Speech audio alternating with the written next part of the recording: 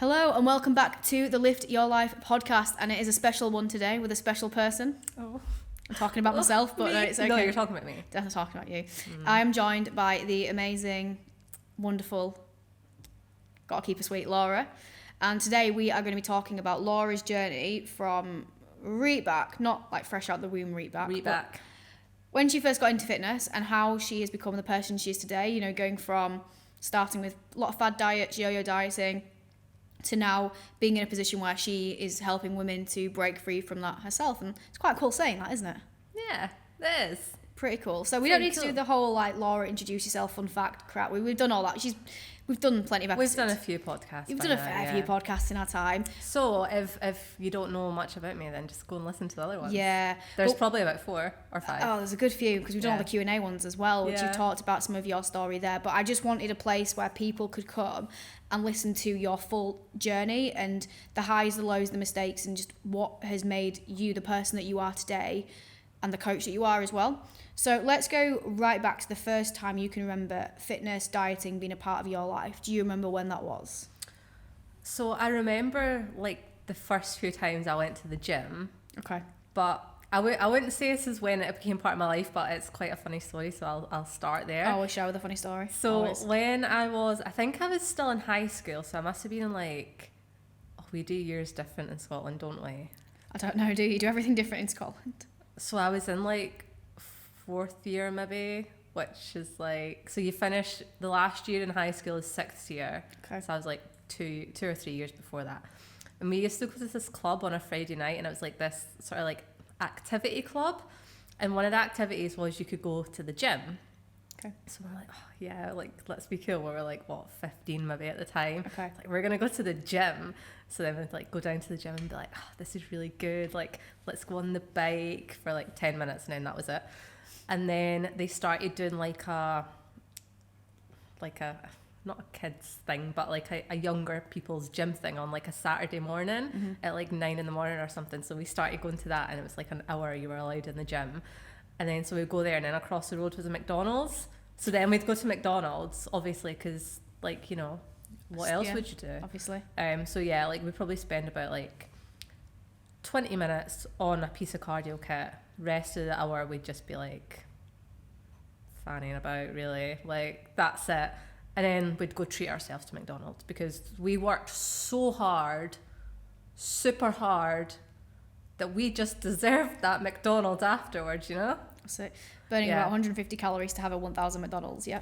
Exactly. Yeah, logic. Like it makes so much sense. Cool. So that was like my first gym experience. Yeah.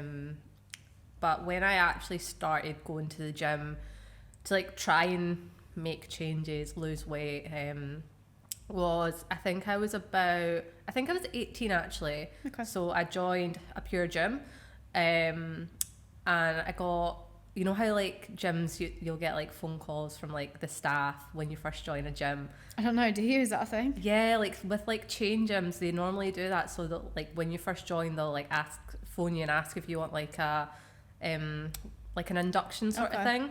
So I was like, oh yeah, like I don't really know what I'm doing, so why not? So I done that, and then I ended up the guy that like done my induction, I ended up like having him as a PT. So I'd like see him once a week, and I can't remember how long I'd done that for. I was maybe like a few months, but that is like all I would do. I would do that one session a week. I wouldn't be like tracking calories or watching what I ate or anything. If I did go to the gym any other time, I'd literally probably just go on the bike or the cross trainer or something. So I was paying this money for a like personal trainer, but I was doing nothing else outside of that 1 hour a week to like make any changes whatsoever. And then I kind of realised this eventually, and I was like, I'm just going to stop because like nothing's changing, obviously, like nothing's changing. So then I kind of like stopped for a bit, like didn't really go back to the gym or anything. And then a few years later, I joined with one of my friends that I worked with, and we started going like after work, and we started like doing some weights and stuff. And see, looking back now, like I feel really sad for past me, because I used to, like the way I used to train, if you could even call it that, like I'd literally shoulder press, I'd be like so easy, like not even trying, because it wasn't even hard. Like I'd be like a 1 kilo dumbbell. Well, not really. I don't even know one what rep weight max, I would use, yeah, but one rep max. you know what I shoulder mean? press. Like, it was just, there was no effort going into it, but I felt so good. Like, I was being so good. I was going to the gym like 4 or 5 times a week, putting in all this effort, still not tracking food or like watching what I was eating or that. So, you know, didn't really make any difference. So I was like, it's not working, so I'm just gonna stop again. So I think by that point I was maybe like 22, 23 potentially. Stopped for a bit, and then I actually got a job in a gym as a receptionist. So I started working at Bannatyne's, and I also made pals with like people that worked there, PTs and stuff. And one of them done me like a program, so I started following that. I started kind of tracking what I was eating. Like people that worked there were like helped me like explain stuff to me and that, which was really good. So that's kind of when I kind of got a bit more knowledge on everything. I'm like, even if I exercise, it's not going to really make a difference if I'm not doing anything else. Like, as much as exercise is going to play a big part in like changing your body and things, you have to watch what you're eating as well. Like, you can't just then go away and have a McDonald's after your gym session and expect to change. So that's when I started building up a bit more knowledge of it. And then I was going to the gym for a bit. Then I left that job, but I still kept going to the gym.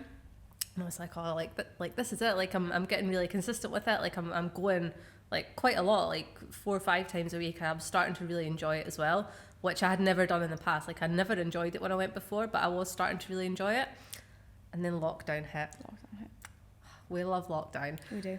So then I was kind of like, right, what do I do? Because like I said, I was really enjoying it. I was like, my gym didn't close, so I still used to go to that gym that I used to work at. It didn't close for like ages. It was one of the last ones to close. So like other people's gyms had shut, and I'm like, mine's still open, but like it was empty. Like nobody really went. So I was like probably one of the only people that still went, and I was like, look at me go, I'm so cool.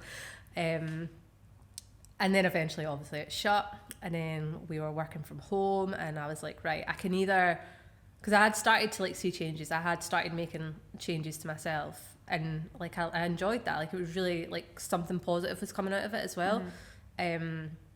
So yeah, I was like, I can do one or two things. I can just give up and, you know, just not do anything because lockdown, like that's the easy option, or I can try. So I got some weights. Got on that home workout hype, which we loved. Went on my daily walk, sometimes twice a day, I won't lie. Don't tell anyone. I won't tell anyone, don't worry. Thank you. And yeah, like I just kind of kept going from there. And like, again, I was still enjoying it as much as you can enjoy home workouts. Some people do. I prefer the gym personally, but like, you know, we work with what we've got. So yeah, like smashing out the home workouts. Now, I did go through a phase for a while in lockdown where I was just kind of like, I was so over the home workouts. I was so over not being able to like go into a gym or like do other stuff. So like I did kind of like, I took a break for a bit. It wasn't long, like a few weeks. And I was like, no, like I don't want to just stop. And then it must have been not long after that, I think I started with you. So we started working together in August 20, what year is it now? 23? 21. 21, It was after COVID had like gone. Yeah, because the gyms were back open. Yeah. August 21 we started working together. Yeah. And by that point I had done my qualifications as well. So I was kind of like coaching myself. You had a decent amount of knowledge, didn't you? Really? You was like, when I took you on, it's like you understood what movements were, and you had a good baseline understanding really of the basics of nutrition. Like it wasn't like a total beginner at all. So I totally like missed that whole part out. But yeah, I done my qualifications. Just skip the whole part where I did a PC qualification and gyms reopened and everything. Literally, I know. I'm like, where did those years go? They didn't even happen. I know. So yeah, I done my qualifications during lockdown. Then I joined with you. Yep. Because I did have like a couple of coaches over lockdown, but they didn't last long. One of them, like I'm not gonna like name names or anything, but one of them just asked far too much of me. Like it was mad. Like my calories were low. Like I won't go into how low they were, but they were low. I was doing like 18,000 steps a day, 5 weight sessions, and I think like 4 or 5 like runs a week, because cardio, like it was home workouts and like no cardio kit. And for someone that's like lifestyle, that is not necessary whatsoever. Oh, yeah. So yeah, like I was just kind of like, this is too much. Like I'm exhausted. I'm not enjoying this. So I was like, that's it. And then I did get another coach when I was like, you know, I want to take this a bit more seriously when gyms reopened. And it just wasn't like what I was sold wasn't what I got. So I was like, this isn't what this is literally not what I signed up for. Like any questions that I had asked in like the consultation, like it was just totally different. And I was like, this is, yeah. Like in what way? Like, I'm intrigued. So it was just like stupid things. So, well, not stupid things, but like there was just wee things. So I was told like, oh, send over like form videos like whenever, and I'll obviously like get back to them. I would send form videos over and never ever get responses to them. And then there was like once or twice I would, but there was times I was then going to the gym the following week to do that session, didn't have form response back. So then I'd send them again that week and get nothing back. And I'm like, well, how do I know what I'm doing is right? Because as much as you have the knowledge, like it's good to have like that input from someone else. And it's sometimes hard to know what you're doing, like if you're doing something properly, like if you can't see it. It's hard to know on yourself. Like you can understand seeing it on someone else, but not always on yourself. Exactly. And at that point as well, I wasn't the most confident. So like for me to film myself in the gym at that point, like that was a big thing. Deal. And like it was just kind of for no reason really. And then another one was, so I had asked about like the check-in process and things like that, because I was like, oh, like weekends, like I was like, I can't check in during the week, I'm working, like that. I don't even know why that was like one of those things in my head, but I was like, it would just like, if a check-in was at the weekend, it'd be so much easier. And I was like, oh, like what days is check-in, like how does it work? Is it like photos, like what is it? And I was told that I was like, you know, fill out a check-in form, do your photos like every week, measurements, and it was on a Saturday. I was like, perfect. And then it got to like my first week and I got a message like, oh yeah, book in for your check-in call. It's like Monday to Friday. And I'm like, I work 9 to 5. I'm like, what do you mean check-in call? And they're like, oh yeah, like your check-in is a call every single week. And I'm like, I can't commit to that. Like I'll work. I can't, because the hours, it was like Monday to Friday, like working hours. And I was like, that's not what I was told. And then they're like, oh, you don't really have to do pictures or anything either. Just weigh yourself. And I'm like, hold on a second, like this is nothing like what I was told was going to be happening. So yeah, just things like that. And I was like, you know what, it's just not for you. No. So then I think I only coached myself between then joining you for maybe like a month, just over a month, and then I joined you. You did. I did. And we just I think we had followed each other for like a good while before. Yeah. We had spoke a few times, but never like properly. Yeah. I didn't think I knew you were Scottish until I spoke to you, like, oh, she's Scottish, okay. You're like, oh damn. Get away that could be a problem. But no, like I feel like I did sort of know you, and then it just clicked, didn't it? Like pretty much straight away. Like yeah, absolutely. And you were like, what I really liked, like taking you on as a client was just like that, like straight away just taking on everything. Like you sent me form videos like religiously all the time. You were probably like, oh man, know how to get. But it was great because how quickly did we see your training improve, not just in terms of accuracy but intensity. Literally, like, over a year. I was saying to Leanne earlier today, I was like, see if I could find training videos from when I did used to film myself in the gym before I started with you. I'm like, I have no idea what I thought I was doing. Like some of them are embarrassing, and I'm just like, Laura. But even some of the first ones you sent me compared to now would be like, you'd probably look back and think, oh God. Like, literally. But it's just, you don't realise at the time, and that's what I find so good about like actually filming yourself in the gym and sending form videos. And I always try and get my clients to do it, because as much as you're like, oh, like filming myself in the gym, it changes so much. Like the way you train, it just changes, and it has such a positive impact on you as well. And it's a little confidence thing. It's like, I don't want to film myself in the gym. Well, why? What is the actual fear? Yeah. People are judging me. No, they're not.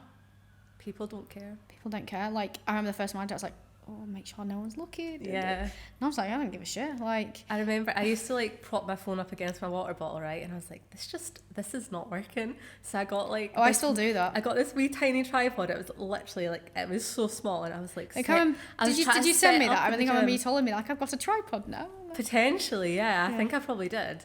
And I was like setting up, and it was like the flimsiest, most ridiculous thing ever. Like, it barely stood up when my phone was in it, but I was like, oh, got a tripod. Like, I was loving life. Now I have a cool one that's like extends and, you know, proper like, one. Proper. See, one. I don't even have that now. I don't really tend to film much stuff now. But I still do the phone, the water bottle and phone thing. Yeah.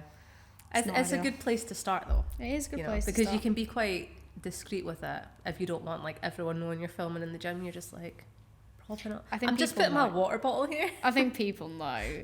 But people don't care. People don't care. And I actually really like.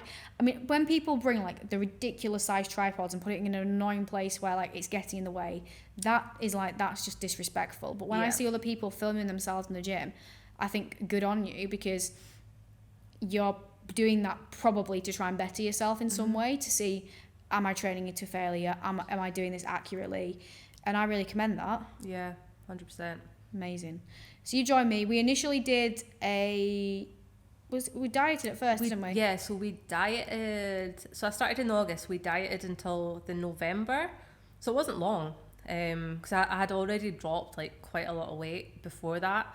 So yeah, we dieted until November, and then we went into like building phase, and we done that for about, I think it was about 5 months, and then I started shoot prep in April, which was very exciting. It was good fun, wasn't it?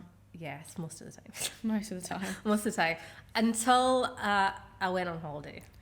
But that was pre-planned. I probably would never do that again. But, you know. It did make it more chatable. But we knew that was the thing. We knew that was going to be like a hurdle. Yeah. So it was like, and there's no need to like diet through a holiday unless you really want to. Like, I actually I think you would have actually come out of that shoot prep hard, like in a much worse position had you had gone into that holiday like with the mentality of, I'm going to track everything and not, do all this and that. You would have been in a much mentally worse place with food had you done that. Absolutely, because I never done that. Like I said, I will watch what I'm doing, like I won't be an absolute twat about it, and I wasn't. Like there was like days I chose days like I didn't drink every day because I just didn't feel like I had to, which was like quite a big thing for me actually, because like I used to, like when I was younger, I used to go out all the time, and I was always like, oh, I'm not gonna have a good time if I don't have a drink, like everyone else is drinking, so I should drink. Whereas like when I was on holiday, like everyone was having a drink and I was just like not bothered. Like I'll have a Coke Zero, like I'm really not bothered. And then like I'd be feeling fine in the morning, like I'd get up, I'd go for a walk, I'd still do my steps, I'd get like go and do steps when I got up, and then the rest of the day was just like for me to chill and enjoy myself, which I did. And the thing is, because we had like spoke about it before, we were like, right, we'll push a bit harder, we'll have you ready early, so that when you're back then we can just go in again, which I think worked really well, knowing we had like a plan in place, because I think if I had come back and we didn't really like expect me to have like gained weight, do you know what I mean? Yeah, it's like we actually preempted it. It's almost like a mini diet break. We preempt that you are going to have almost like a bit of a pause for those 2 weeks. Well, it's just then how do you work around that? Yeah. Rather than try and just ignore the fact it's going to happen. Because I think this is a mistake people make, isn't it? That they'll have like, they're dieting for a holiday or something, and then they've got like a wedding in the middle of it. It's like, oh, well, I'll just try and diet through the wedding or whatever. It's like, but realistically deep down, you're not going to be able to diet through that wedding. Yeah. So just accommodate for the fact that is going to be a week where you are going to be at maintenance or a surplus. And around that, then you can just, push or pull that a bit harder rather than try and diet through. And it's like there's certain times, situations where, unless you are like a ridiculous hardcore no days off bodybuilder with your Tupperware at a wedding, you probably are just going to enjoy that social, and that's okay. Yeah. But it's just navigating around it and having that like pre-planning mentality to go, well, if that's going to happen, then I can just change how I adapt the situation around that. Yeah, absolutely. I think that's really important, because I've had a few clients like in the past and more recently been like, oh, like I'm going to a wedding or it's my birthday, but I'm gonna account for it, and I'm like, right, first off, it's your birthday. Yeah, no. Like, you're fine. Have some cake, like, go out for the meal, whatever you have planned. And then the things with it, like a wedding as well. Like, a wedding is something that hopefully the people who are getting married, like, it's the only one they're going to have. So you want to be there. You want to be present. You don't want to be thinking, oh, but I can't have my dessert because, you know, it's not going to fit in my calories. Or, you know, no, I don't want that glass of Prosecco because it's not going to fit my calories. Like, it's one day. And in the grand scheme of things, unless you are, like, more than lifestyle, one day is not going to make a difference. It's really not. It's the law of averages as well, isn't it? Like, if you've still been in a deficit for the entire week and that day's pulled you into a moderate surplus, you're then probably going to be either still in a small deficit or just at maintenance for that week. It's not a problem. It's then how you react afterwards. Like, one day if you look at it as like dieting for 100 days, if you just put it like that, and you had 2 weddings in the mix of that, or like 2 just going over calories, it's your birthday, it's your wedding, but you had 98 days of being in a deficit, what do you think the outcome's going to be at the end? You're probably going to have lost body fat. Absolutely. More than like, well, you are going to have lost body fat. Those 2 days are not going to be like, oh, well, 2 out of 100 days means that I can't lose body fat. You'd have to be eating a lot of food on those days, like 25,000 calorie million on those to not have lost body fat, which you're not going to do. Yeah. You know, at most it's probably like 3,000-ish, you know. And I think because what a lot of people will do is they'll have these like events and then they'll weigh themselves the next day. No. They will see the scale go up and think, I've fucked it. But you've not, because you've not gained fat. Like you've not, it's water weight, you've had different food types. You've had more food. I mean, you've been drinking, you've not slept well. Like, it's all of these different things, and 9 times out of 10, you just continue doing what you're doing, like keep ticking the boxes, keep doing what you were doing before. That is just going to come back down just as quickly. Yep. It's one of the things that it's so ingrained in us. Like, oh no, the scales went up. Like, I've put weight on. Worst thing you can do. Yeah, like, 100%. I really, really do. Especially if you are really, really hypersensitive. Like, when you're in a position like where we are now, where we don't let that happen. Like, if you see it go up, you're not going, well, I fucked it, I've ruined it. Like, we can use it like as data now to be like, we know that if you do have a meal out, it's probably going to jump up, and we know the trends, don't we? Like, around your cycle, it's going to maybe go up a little bit or down a little bit, but we know it's not ruined. We know it's just certain trends of data. If you're in that mental position, I don't think it's necessarily a bad thing. But if you know that seeing that number is going to make it go up, 9 times out of 10 after a meal out or a night or a wedding, it's going to go up. So just don't do it. Absolutely. Just don't. Like, what benefit is it giving you? Yeah, because you know it's just going to make you feel crap. And then what's going to happen? Well, I fucked it, so I ruined it. So then I overeat. Then the scale goes up again. And then over a couple of days, those over days of eating, that is body fat then accumulation over a few days. That is when it does start to have an effect. If you just let it spiral, like a couple of days off track. I hate saying that because it's, but do you know what I mean? Like, a couple of days, like, it happens. Like, you still have a life to live at the end of the day. You're not like a bodybuilder. You don't have to be so meticulous with absolutely everything. Like, but even if you are being you can still be meticulous and still enjoy it. Like, how many meals and stuff have you had out on the shoot prep now and like made them work? I've had a couple. Yeah, make it work. So did the shoot prep, which was really awesome and did absolutely amazing. And then it was actually at that shoot prep, wasn't it, that we had that initial chat about moving into coaching, because you'd been thinking about getting back into it, hadn't you? Because you did a little bit before once you were qualified, didn't you? Yeah, I did a little bit, and then I just kind of stopped. Like, I didn't like actively push for clients. I just kind of let the ones I had like dwindle down, because I think my main thing was like I didn't really know what I was doing in terms of like the business side of things. Yeah. And like when it comes to stuff like that, I don't really have a clue. Which is why you're very handy. I have my uses. But yeah, so I just kind of let it like fizzle out really. Yeah. And then the more I thought about it, I think it had been like over a year, I think, like I had been stopped for. I was like, you know what, like I actually do miss it, like, because I did really enjoy it when I done it, and I was like, I do miss it, I do want to get back into it. And I think I'd put up a photo of like a hoodie I had that my sister had got made for me, that had like my little logo that I had like made myself, and she had got me a hoodie made, and I like put like a photo up on my Instagram stories of it, and I can't even remember what like I had wrote, but something about like coming soon or like something like that, like that was like maybe going to make a comeback. And you messaged me like straight away and was like, are you getting back into coaching? And I was like, maybe. And then I think that's like where it came from. And then that must have been, that was just before the shoot. And then when I was down for the shoot, we had like that conversation. Yeah, and what happened for me was I was at a position where I was like, right, if I just keep getting clients, I can't work with this many people, because I have a standard that I have for my level of coaching, and you know, if I wanted to keep that, I'd be at a ceiling.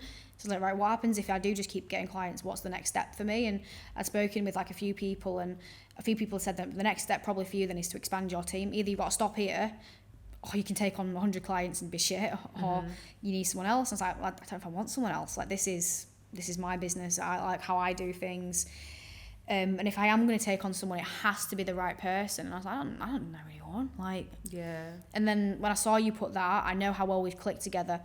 And a thing for me with when I've picked the coaches that I have, it hasn't just been a personality like thing that we get on. It's seeing their work ethic as a client. Yeah. Like how quickly they respond to my messages, how quickly they are to implement, the effort they put in.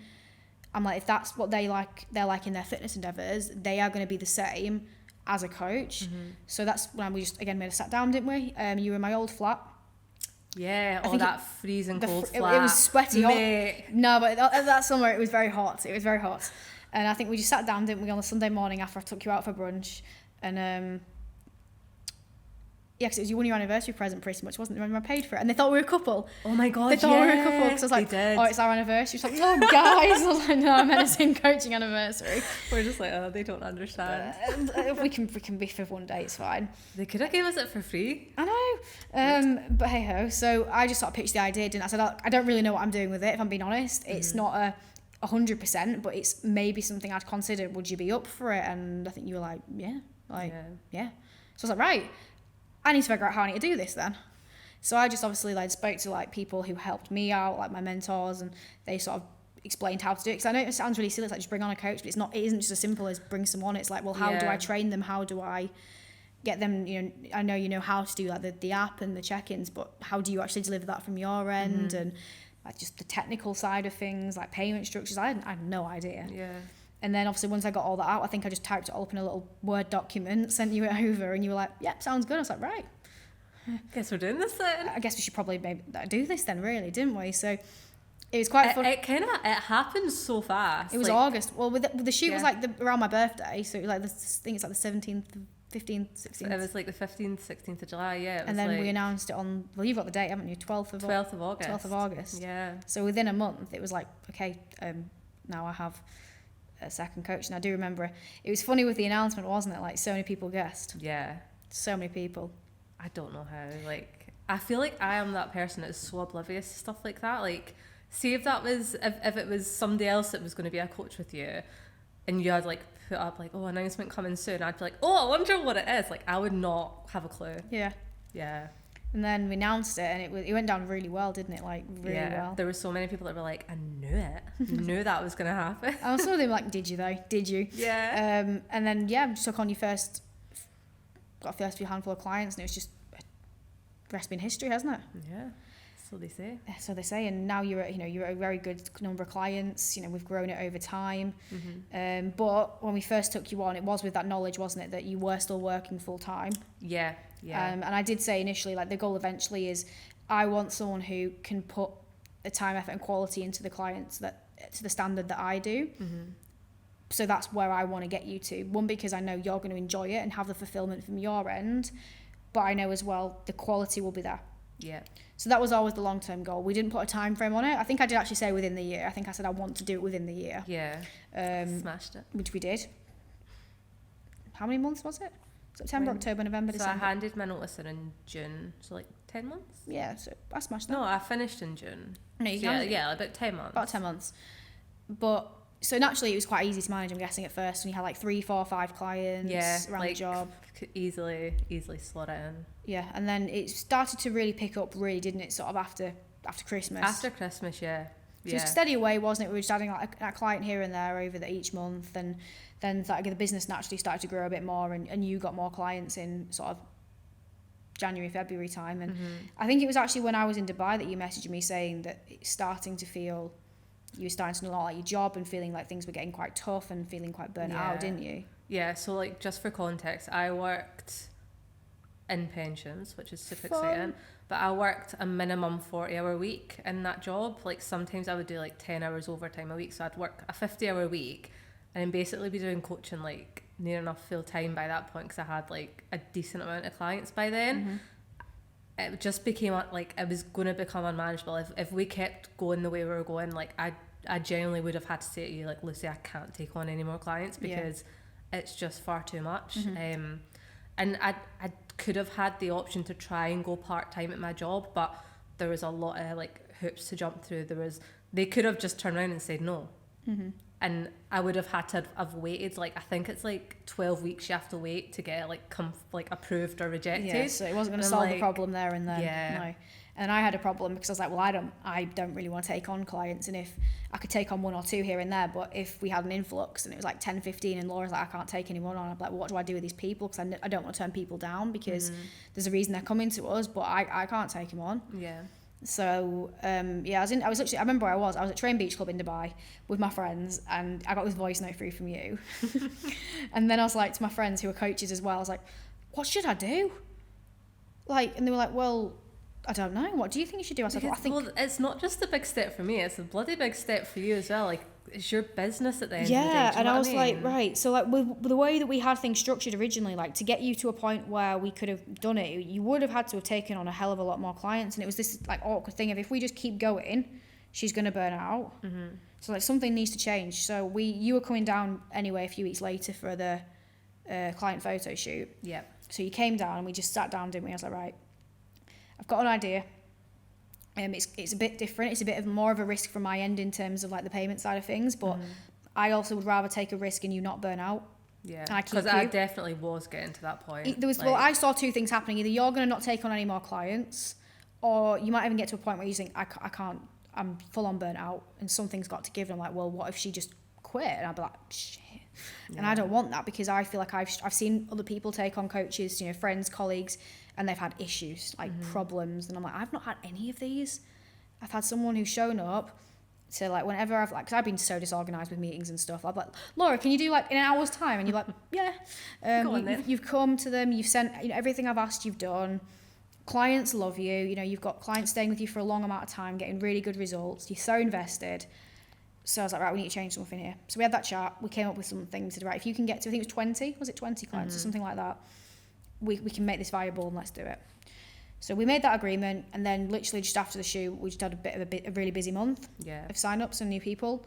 And so then we were like, fuck. Oh, okay, Laura, hand in your notice. Yeah. And here you are now, full-time. Here we are. Full-time. Bit mad, eh? Bit mad. When you sort of maybe had that idea of being full-time online, like this time last year, how does actually being full-time online now feel compared to how maybe you thought it was going to feel? Is there any differences, any benefits? First off, like, I genuinely, like, I know we had said in the beginning, we're like within the year, like, we'll be there. I just didn't think it was going to happen. And I don't know why, like, I think I just had that doubt, like, in the back of my mind. It was like, nah, like, I'm not that good. Do you know what I mean? Like, it's just that self-doubt, and I'm like, this is what I really want to do, but like, I don't think I'd get there. Do you know what I mean? Sure. But yeah, like, I think I don't really think I expected anything, in the sense of like, I didn't really know what to expect when I did go full time, so I can't really say that it is what I expected or it isn't, if you know what I mean. Sure. But yeah, like, I'm loving it so far. Like, just knowing that I have that extra time to put into my clients as well, like, because like, one of my favourite things is just catching up with them, like, on the daily. Like, I love it. And I'll always say to people that start with me, I was like, please never feel like you only get to speak to me in check-ins. I'm like, if you feel like you want to message me every day, like, I am all for that. Like, I love a chat. And I like knowing that my clients feel comfortable with me, that they feel like they can come to me, like, with things that are even like outside of coaching. If they just need somebody to talk to, like, I'm gonna be there for them. Do you know what I mean? It's not just like, oh, you've not done your workout because you had this, like, what are you playing at? Do you know what I mean? Like, I actually care about them, and I care about their well-being as well. Like, yeah, I don't know if that even answers your question, but that's what I'm going with. Yeah, yes and no. Well, what are the best things for you? Obviously, like you said, the more time to put into it, but as well, like from a personal and selfish perspective, like what other benefits do you feel now that you have being full-time compared to the life you were living a year ago, like with the other job? I literally have time to myself now. Yeah. Like, I think I was saying earlier, like I didn't really do anything outside of work because I didn't have the time. Like, I was probably working like with my job and coaching on top, like 70-hour weeks easy. And I was just knackered. Like, I was exhausted. I wasn't spending time with my family or my friends. Like, I'd go, like, the only thing I would do for myself is go to the gym. But I was having to get up at like ridiculous o'clock in the morning to actually do it. So I was like getting up at like 4:30, 4:45 every single morning, going to bed at like 8, which I still kind of do sometimes anyway. But time. It's a choice now. I don't feel like it's because I have to. Yeah. It's totally different. Like, I have time now to spend with my nephew as well, which is amazing. And I didn't really have that before. Like, as much as I could go see him, it had to be on the weekend because that's when, like, I wasn't in my office job. Whereas now I can fit time around my other work commitments. Like, if my sister's free on like a Wednesday, which isn't a check-in day for me, I'm like, right, I've got a few hours, like I can come and see you, and then like I can catch up with work after I see you. Like, it's not like, yeah. What would you say the most rewarding thing is about coaching for you? Oh my God, my client wins. They literally make me cry all the time. It's so bad. I'm just a wreck, to be honest. But no, like seeing the differences that people like are making in their lives and knowing that you've been a part of that is like, yeah. I can't really say much else because I feel like I will start crying. Well, please don't. And what things do you think from your own personal journey help you with coaching? Because I think a lot of our own personal experiences help us to really empathize and understand. Yeah. So what do you think are the biggest things that you've experienced on your own journey that allow you to really connect with your clients on a deeper level? I think just knowing that I have, like, for like the majority of my clients, knowing that I have been where they are, and I like them to know that as well. Like, I was having a conversation with one of my clients the other day, and she was like struggling, and I said to her, and I'd said something to her, and she says, it's so weird, like, you always know what I need to hear. And I says, but that's because I've been where you are. And she's like, well, yeah, I always forget that. Like, I forget that you've come from the same place. Like, it's not as if I've come into being a coach fresh out of the womb, curling. Yeah, literally. Like, I had my own struggles in the past. Like, I've literally been there. Like, I've felt like I wasn't like good enough. I've felt like, you know, I'm never gonna get to where I want to be. Like, I've felt like that. I've been there. I know what people are going through. Like, and it's just that relatability, I think. Yeah. Amazing. And here you are today. Here we are. Fantastic. Well, that is Laura's life story. That we could turn it into a book. In a nutshell. We could turn it into a book. We could make some good money from that. We maybe need to add in a little bit more like exciting things. Yeah, we're not the most exciting people though, are we? Let's be real. No, I mean, as I say, I got to bed at like 8, 8:30. Yes, I mean, I go to bed at 9. So you're even more boring than I am. Well, I mean, I go at 8:30, but I read my book for like half an hour, you know, because like... I'm so excited. Living that rock and roll life. Yeah. But that's amazing. And Laura, I'll leave obviously the note in the show notes and stuff as well. But if people want to, you know, connect with you after listening to this, where can they find you on social media? My Instagram is Laura_lift your life. Of course, would it be anything else? It used to be Laura Fit UK, didn't it? It did. It did. Yeah. But I had to change it when I joined as a coach, obviously. You literally joined it on that second. I think you were like sat there ready to like change it the second the post went live. As soon as the announcement went up, I was like, change. Fun. And you don't do any of the socials, do you? It's just really Instagram. Yeah. So just Instagram, guys. Just Insta. But a huge thank you for listening, and I'll catch everyone on next week's episode. Bye.